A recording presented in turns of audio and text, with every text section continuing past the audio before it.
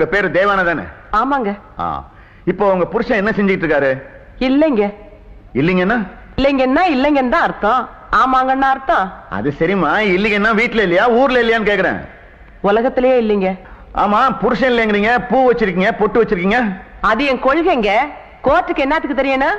புருஷன் செத்து போயிட்டா பூ வச்சுக்கலாம், பொட்டு வச்சுக்கலாம், இன்னொரு புருஷனை தான் வச்சுக்க கூடாது. புரியுதுங்களா? பெரிய புரட்சிகரமான பொம்பளையா இருப்பீங்க போல் இருக்கு. புரட்சி எங்க ரத்தத்திலேயே ஊர்னதுங்க. போராட்டம் எங்க குடும்பத்துக்கு பந்தாட்டம் மாதிரி. என் புருஷன் மொழி போராட்டத்துல செத்தாரு, எங்க அப்பன் சுதந்திர போராட்டத்துல செத்தாரு, எங்க பாட்டன் சிப்பாய் கழகத்துல செத்தாரு. ஆக உங்க குடும்பத்துல போராட்டத்துல இறங்காத பொம்பளை நீங்க தான் சொல்லுங்க. அம்மாவை தண்டிக்காதேங்கிற அட்டையை கையில பிடிச்சுக்கிட்டு கோர்ட்டுக்கு வெளியே குந்திக்கிட்டு தான் இருந்தேன். கூப்பிட்டீங்க, கூண்டுல வந்து. கருப்பாயி அம்மாளை ஏன் தண்டிக்க கூடாது? ஒரு ஐயர் பொம்பளையா இருந்துகிட்டு அர்ஜுன பொம்பளைன்னு போய் சொல்லி அரசாங்கத்தை ஏமாத்திட்டாங்களே. இப்படி ஒரு பெரிய அதிகாரியை போய் சொன்னா இந்தியாவுடைய அந்தஸ்து என்ன இருக்கு? அடையங்க நீங்க ஒண்ணு. இந்தியாவோட அந்தஸ்தையே நீங்க தான் இடுப்புல ஏத்தி வச்சுக்கிற மாதிரியும் புலம்புறீங்க. அவங்க போய் சொன்னதுனால இப்ப என்னங்க? பூசணிக்காய் விலை ஏறிச்சா, புடலங்காய் விலை ஏறிச்சா? தேசத்துக்கு என்ன நஷ்டம், இல்ல சனங்களுக்கு தான் என்ன கஷ்டம்னு என்னத்துக்கு போய் சொன்னாங்க? படிக்கிறதுக்கு, கோட்டையை பிடிக்கிறதுக்கா? எலெக்ஷன் டயத்துல 80 பேர் ஓட்டு வாங்குறதுக்காக உதார் விடுறாங்க.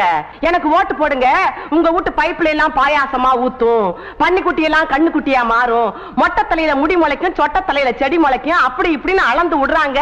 ஜெயிக்கிறாங்க, மந்திரியாவும் ஆயிடுறாங்க. சொன்னபடி செய்யறாங்களா? இல்லையே. அப்ப அது பொய் தானே.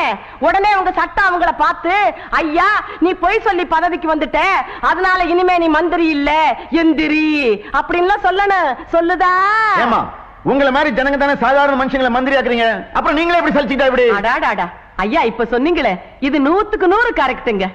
எங்களால மனுஷங்களை மந்திரியாக்க முடியல. என்ன பண்றது?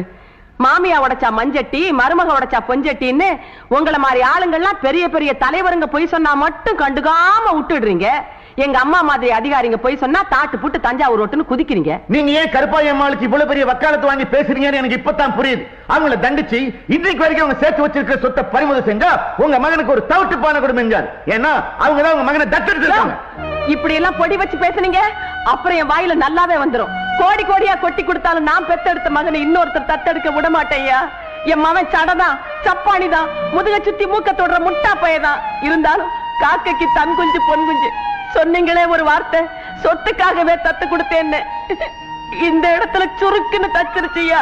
பணத்துக்காக இல்லைன்னா எதுக்காக தத்து கொடுத்தீங்க? குணத்துக்காக ஐயா, கருப்பாயம்மாவோட குணத்துக்காக. என் சாதி சனம் கூட ஒண்ணுக்கு விளங்காத என் மவனை ஓரம் கட்டினப்போ அருணா கயிறு அறுத்து கட்டின புண்ணியவதி இந்த அம்மா தான் ஐயா. சரி, நீங்க போலாம். ஒரே ஒரு பாயிண்ட்ங்க. என்னங்க?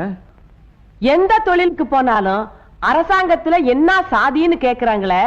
ஏங்க சாதியை சனங்க மறந்தாலும் சர்க்காரு மறக்காதுங்களோ? வர்றங்க.